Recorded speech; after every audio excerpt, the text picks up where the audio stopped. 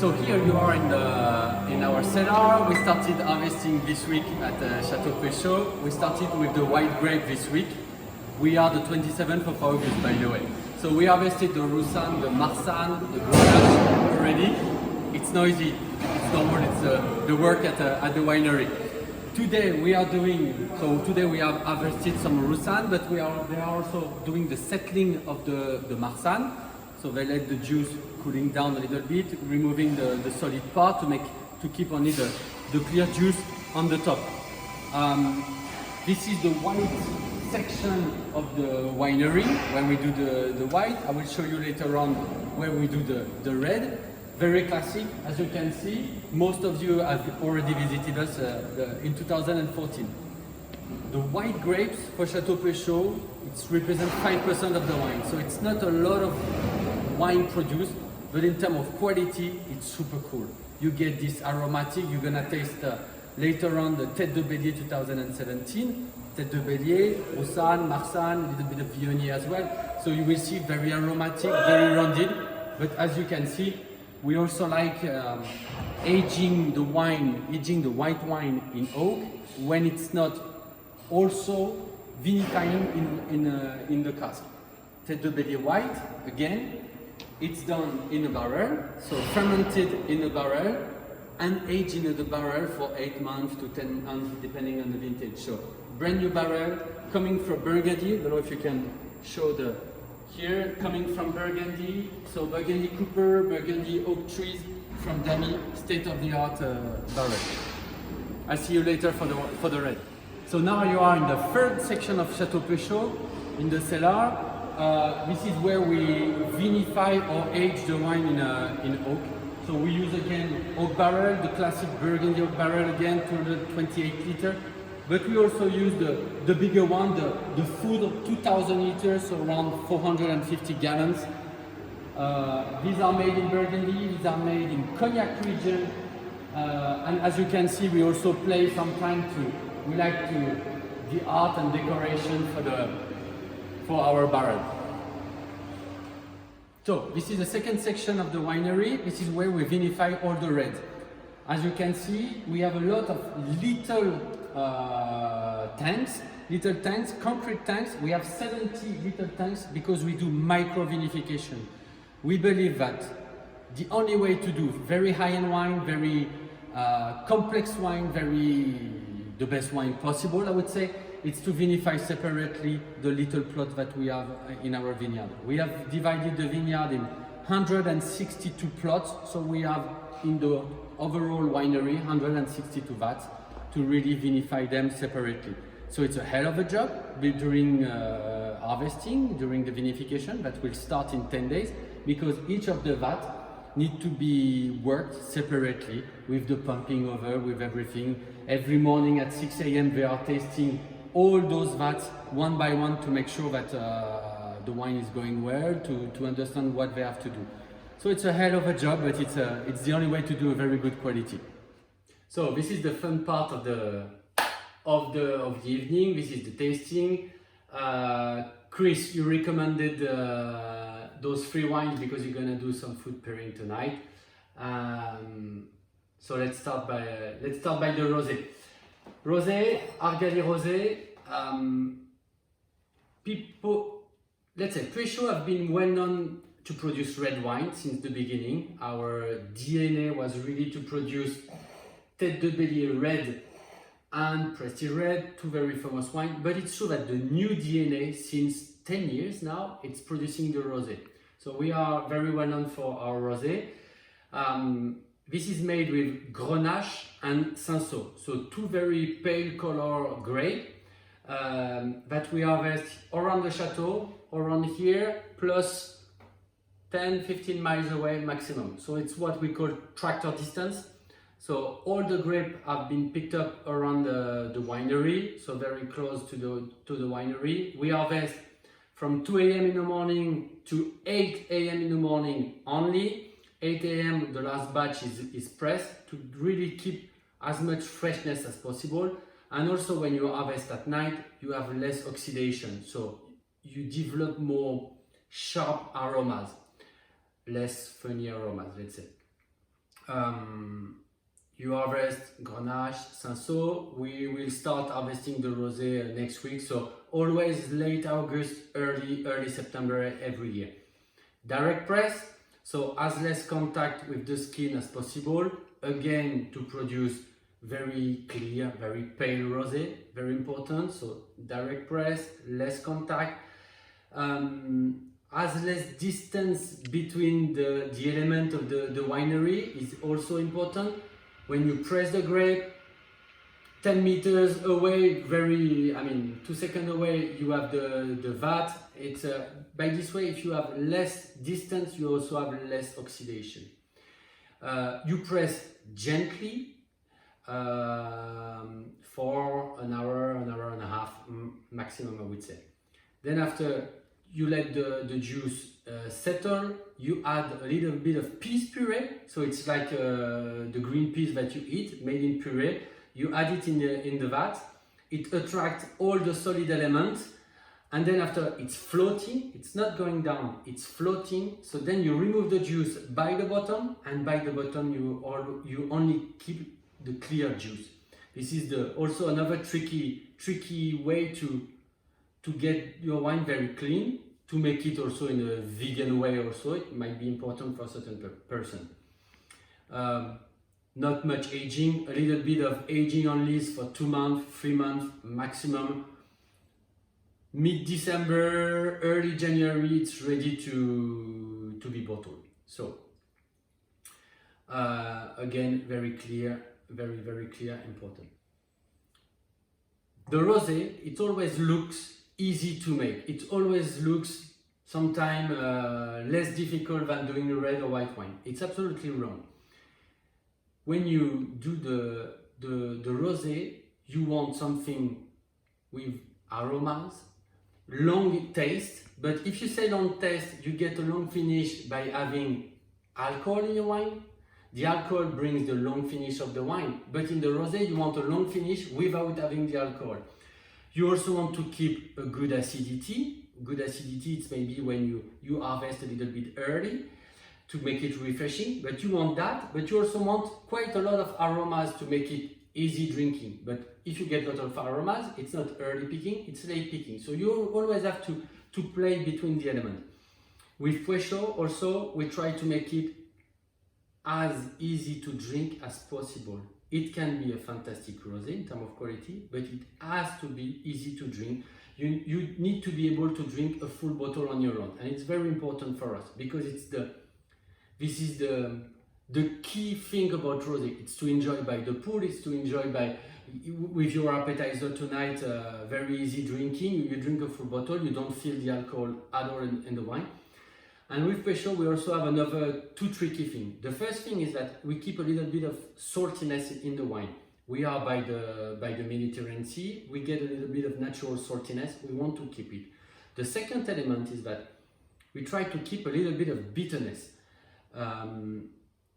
When it's bitter, when it's a little bit sour, let's say it's more sourness than bitterness, a little bit of sourness, because it makes you salivate, and when you salivate, your brain says, salivate means I want to drink, I need to drink, I'm thirsty. So if you salivate a little bit, you want another glass. So it's another way also to make the wine easy drinking.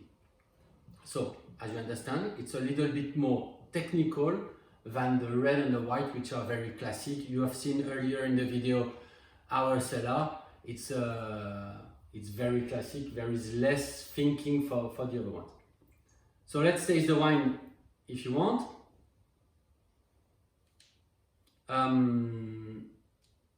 I get always my white flowers. I always get also a little bit of strawberry. Obviously the red fruit, the strawberry, a bit of raspberry as well.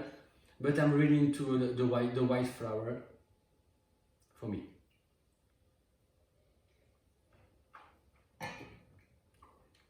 Again, the nose, easy drinking, very refreshing, very aromatic. You can play a little bit, have more how do we say, grapefruit juice. I have a little bit of the grapefruit, I have a little bit of lemon, citrus. After that First taste, I have more my strawberry, my raspberry, a little bit of honey at the back. It's funny. I have my flowers on the back, a little bit of the saltiness, definitely on the back. I really get that feeling on my tongue of the saltiness. Very, very interesting rosé. Cheers, guys.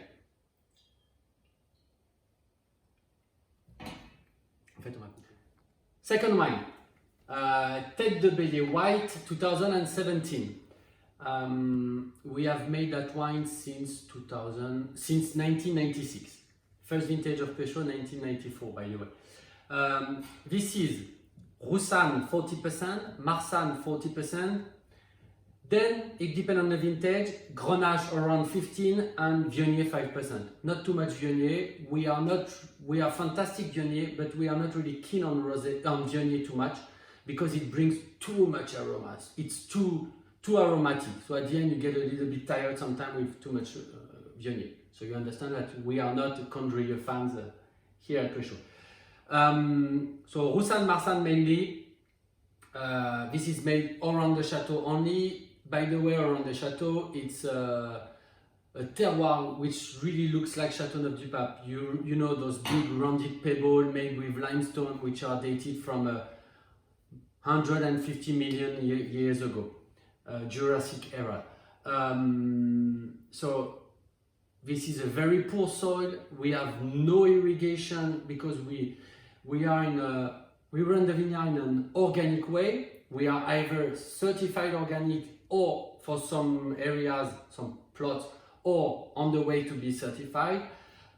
We also try not to waste energy, so we have no irrigation. We try not to use too much electricity, but no irrigation was very important because it's the next drama in the south of France.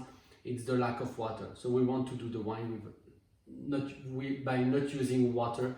So obviously the yielding are going down. We have more concentration also on the wine, better quality, but volume are very, very limited. This is a tiny production. We produce 20,000 bottles. So in cases it would be something like 1,500 cases production, I would say, something like this.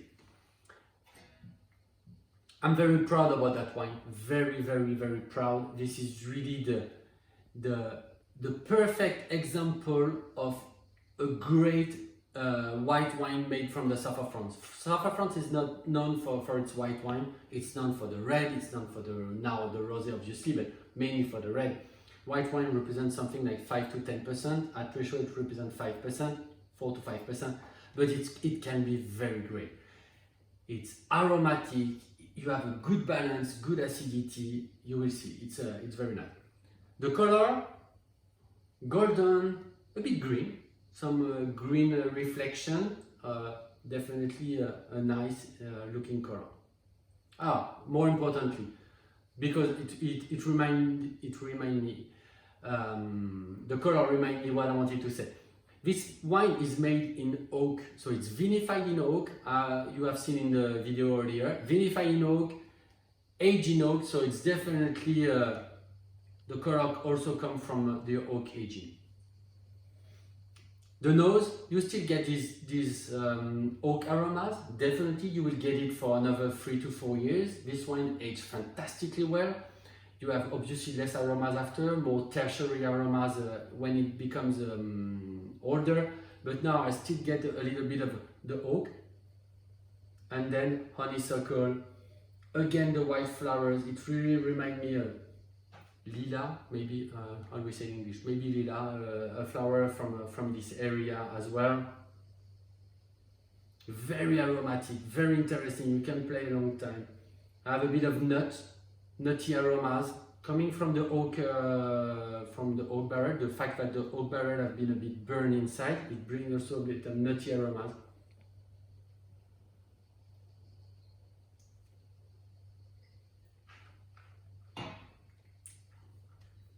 The mouth is very silky, very smooth, very rounded. You know, it's full of glycerol. You have a feeling that the wine is sugary, but in fact there is 0 gram of sugar remaining in that wine. You have an oiliness, so this sugar feeling, it comes from the oiliness of the Grenache, mainly, a bit of the Roussanne Marsanne. It's the glycerol of the Grenache that brings this oiliness. Very nice in the mouth. You still get your acidity. Very important in the south of France, the acidity, because you know our wines, they are around 15% of alcohol, so you need the acidity to create the balance, and you have a fantastic balanced wine. I have zero feeling of alcohol, very rounded, very nice, very easy drinking, but super complex with kind of the same notes. I really have the same aromas, same notes, a bit of zen, a bit of licorice, a little bit on the back as well. I still get my saltiness, very interesting. Fantastic wine. You can play with so many dishes with that. You can go to more heavy dishes than what you get tonight. You can go in also with the cream stuff. Very nice, very nice. And again, I would say you drink it, leave it your glass like this for 10 minutes, maybe longer. You will see it age very nicely. It's very interesting. Cheers. Okay, so third wine, red wine from Chateau Laval. So Puech-Haut bought that property in 2017. So the wine that you are tasting tonight, it's 2017. We have worked the vineyard, we have made the vinification for that vintage. So it was the first vintage of Chateau Puech-Haut. Chateau Puech-Haut have always produced Pic Saint-Loup wine. So Pic Saint-Loup, it's the appellation next to here. It's not far away, it's 10 miles away. But it makes a very big difference, Pic Saint-Loup. So 10 miles away is nothing, honestly, it's 20 minutes drive, but it's a major difference. The soil, here I said it's big rounded pebble. Over there it's still limestone, but the very sharp, fresh limestone rocks. Here we have very limited amount of rain, 500 millimeters of water per year. Over there, 10 miles away, it's double. It's double because it's the first mountain range after the sea. So you have the sea, you have a flatland, and then first mountain range is Pic Saint-Loup. Loup means wolf in French. It's the mountain of the wolf. So much more water, but very big drainage, natural drainage in the soil with lots of cracks going to 5, 6, 7 meters deep. So it's a very interesting terroir. People in the wine industry say it's the best terroir of the Languedoc. So we bought that property, as I said, in 2017, because we were forced to that. In order to produce Pic Saint-Loup wine, you need to vinify and bottle your wine on site. So we had the vineyard, we needed to buy the winery to do it. So closery 2017, half of it is Syrah, then you have a good proportion of Grenache and then a proportion of Mourvèdre. So three very, let's say, more darker gray. Again, it's the wine, I want to come back on the vineyard. Again, it's brewed also in an organic way. It's organic. Anyway, so the red from the Pic Saint-Loup, very different than the rest of the range. If one day you have the chance to taste, let's say Tête de Bélier red, you tasted the white. If you taste the red Tête de Bélier, it's very different. Tête de Bélier, around the chateau, we have very deep concentrate wine. Here in Pic Saint-Loup, you are more looking at the freshness, juiciness of the wine. I don't say that it's less concentrate. I say that it's full of aromas, it's concentrate, but you have much more acidity. Again, much more rain, it's cooler night as well, much more acidity, much more balance, much more freshness. I'm a huge fan of those wines in that area. So very dark in color, 2017, still very young. It will stay young for another 5 years. Then you get the brown color a little bit later on. You can age the wine 15, 20 years easily. Again, if you want to age a wine, you need acidity, you have it. You need the alcohol, 15% of alcohol, you have it. You need to protect the wine with the color, the anthocyane, we have it. It's full of color, it's full of anthocyane. And the fourth element that's very important to age a wine, tannins. We have tons of tannins in the south of France.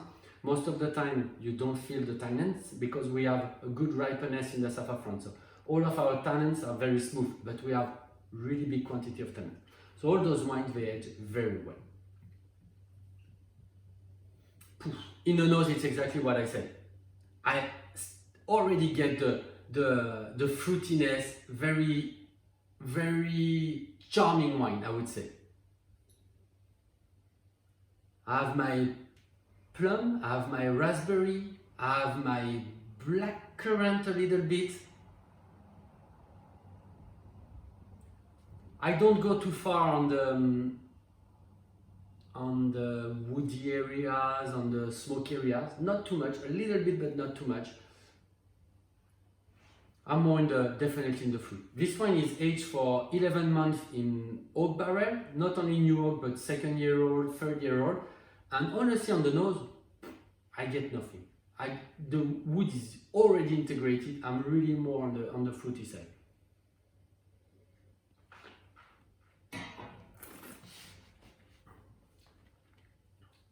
When you drink it, you know that you are in the Languedoc. Look at when you do that, you have all the legs going down. So definitely you have a high in alcohol wine, it's 15%. I have my acidity, so again the balance is there. But I say that you are definitely in the south of France because I get the garlic taste. My rosemary, my thyme, minty aromas as well. It's very obvious that for me it's a Languedoc wine. On the nose, I'm more darker than on the palate. I'm more darker than my nose. I have a bit more smokiness. I have a bit more. It's a more rustic aromas that I really love because it brings also the balance. I don't feel at all the alcohol. It's very long in the mouth, very long. I have a little bit of vanilla aromas on the back that last very long. I have a bit of nutty aromas also on the back. I have a lot of the black currant on the back. Very nice. It's a dry wine.